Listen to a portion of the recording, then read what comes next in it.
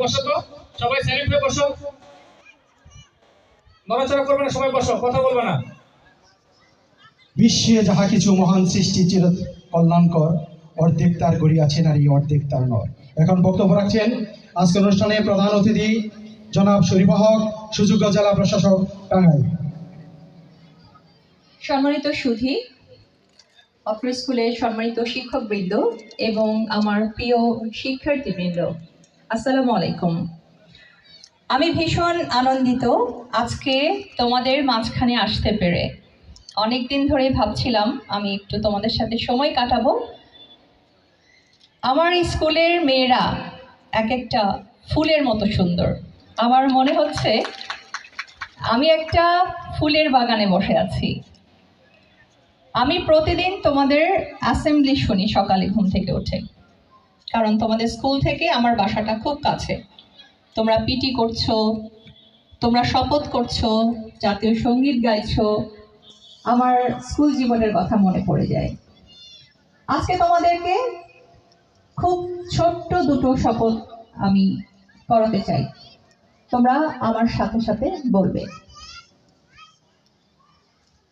যত বাধাই আসুক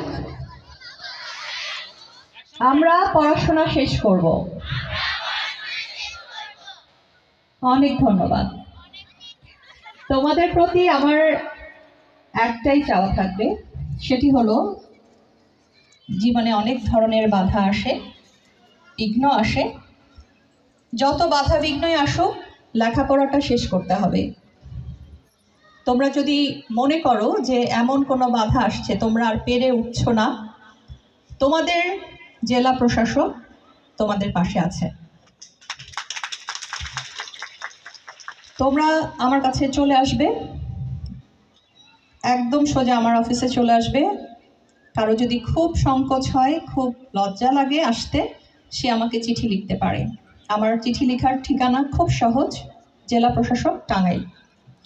আরেকটা কথা, আমি যারা 9, 10 এবং কলেজের ফার্স্ট ইয়ার সেকেন্ড ইয়ারে পড়ছো তাদের উদ্দেশ্যে বলতে চাই যে তোমাদের এই সময়টা কিন্তু খুব গুরুত্বপূর্ণ।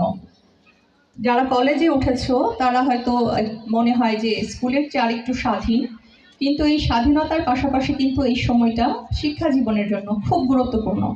তোমরা যত বেশি পরিশ্রম করবে 9, 10 এবং college first year second year, তোমাদের পরবর্তী শিক্ষা জীবন তত তোমাদের প্রশস্ত হবে, তত বেশি স্মুথ হবে, তত বেশি উজ্জ্বল হবে।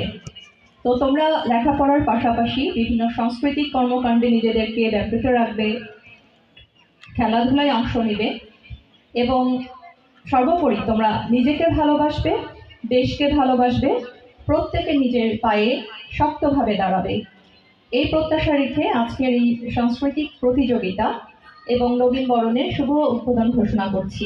অনেক ভালোবাসা তোমাদের সবার জন্য।